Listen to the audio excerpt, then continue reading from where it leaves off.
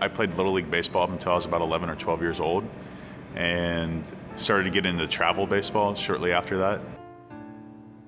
Went from travel baseball to high school baseball, from high school baseball to college baseball.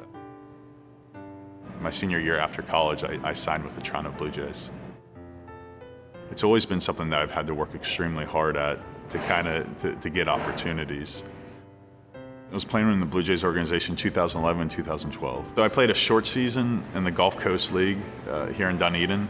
The following year I reported, and I went through extended spring training in the very last 2 days before they broke for short season teams. I got released. You literally wake up one morning and then somebody tells you you're not good enough anymore, and then that's it.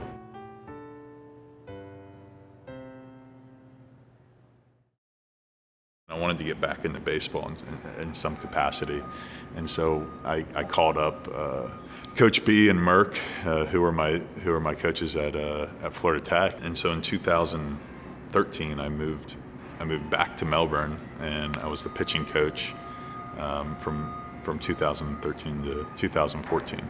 Just before the spring season started, and Merck was talking to his hitters. Merck was the recruiting coordinator.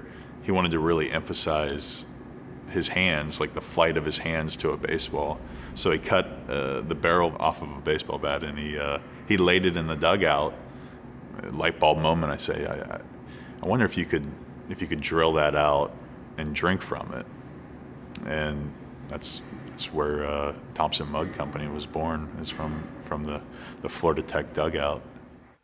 I knew absolutely nothing about anything about running a business, or even creating a business, or creating a product, or manufacturing.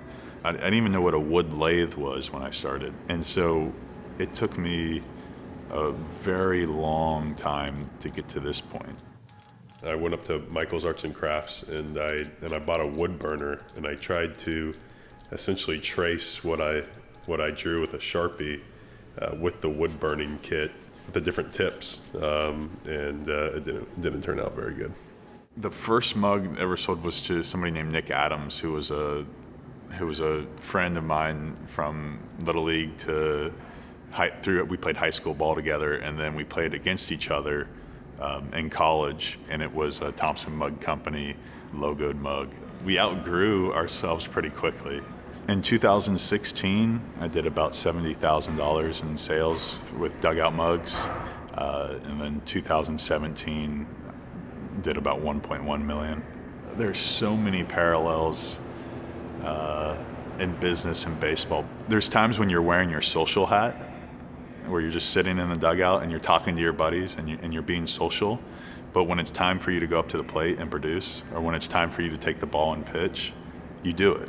And that's exactly how entrepreneurship works. Sometimes you have to shake hands, you have to be social, and that's your dugout. But when it's time to toe the rubber and pitch, you get your hands dirty, you do that as well.